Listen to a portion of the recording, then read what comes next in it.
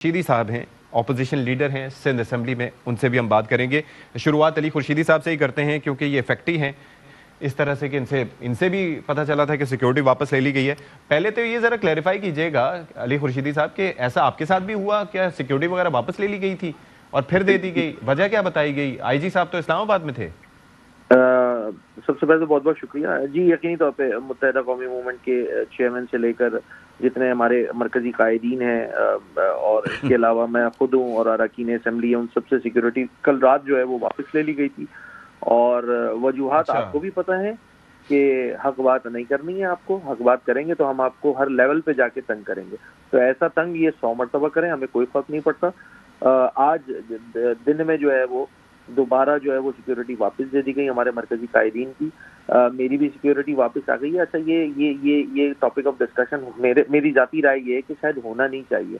अच्छा, ले ली सिक्योरिटी को क्या फर्क पड़ता है? लेकिन नुक्ता एतराज तो था ना। और मेरे लिए अचंभे की बात पता है क्या थी? वो ये थी कि विफाकी वज़रा तो चले, उनको तो विफाकी हुकूमत सिक्योरिटी देने की मजाज होती है ना, तो उनका पीपल्स पार्टी से क्या ताल्लुक? तो मैं ये पूछना चाह रहा था कि कहीं ये दोनों आपस में मिले हुए थे नहीं आपके खिलाफ, इसलिए मैंने पूछा। वेल देखें, मैं जाती तौर पे अगर मैं बात करूं तो इट डजंट रियली मैटर ना कि सिक्योरिटी है या नहीं है। भाई लेना चाहते हैं आप अभी भी ले लें। मैंने तो आज असेंबली के फ्लोर पे भी ये बात कही जब मैंने जुडिशल कमीशन का मुतालबा सामने रखा था हुकूमत के, कि देखें आप अगर हमने कल जुडिशल कमीशन का मुतालबा दोबारा सूबाई असेंबली में पेश किया जो कि एक जायज़ आईनी मुतालबा है, कोई अनोखी बात नहीं कर रही है। तो आपको बुरा लगा, आपने सिक्योरिटी वापस ले ली, तो मैंने कहा आज हम फिर दोबारा मुतालबा कर रहे हैं, आपको दोबारा लेनी है सिक्योरिटी ले लें। देखिए, this is not the topic of discussion.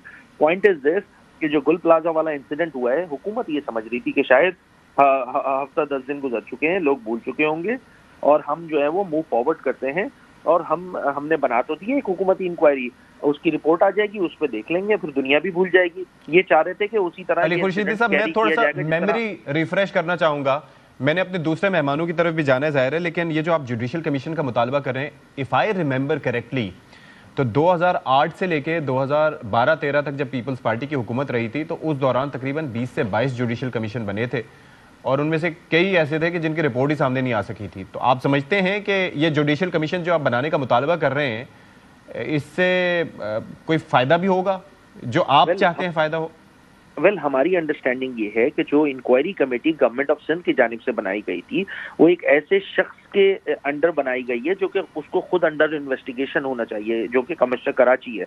मतलब उससे तो सवाल होना चाहिए जनाब कि आप क्या कर रहे थे, क्यों कर रहे थे, कैसे कर रहे थे। सिंध हुकूमत ने, सिंध काबीना ने आज एक अनोखा काम भी किया है और वो अनोखा काम ये किया कि उस कमेटी के ऊपर एक और कमेटी बना दी।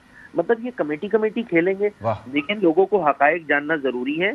और ये हमारा अदम एतमाद इस वजह से है क्योंकि देखिए, इससे पहले एक आरजे मॉल का इंसिडेंट हुआ था, कहाँ है उसकी रिपोर्ट, कहाँ है उसके मुहर्रिकात, क्या वजूहात थी, जो लोग अमवात हुई थी उसकी वजह क्या थी, क्या क्या किन किन लोगों को सजाएं मिली, नो वन नोज।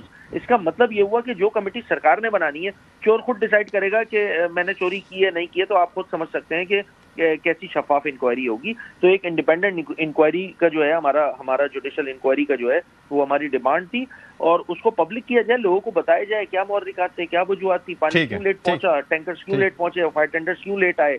ये सारे वो सवाल थे जो मैं नहीं कह रहा, ये एमक्यूएम नहीं कह रही है, कराची का पाकिस्तान का एक शहरी कह रहा है कि, और ये आईनी मुतालबा, कोई गैर कानूनी भी मुतालबा नहीं है, कानूनी मुतालबा है। तो इस पे अमल करने में हुकूमत क्यों कतरा रही है?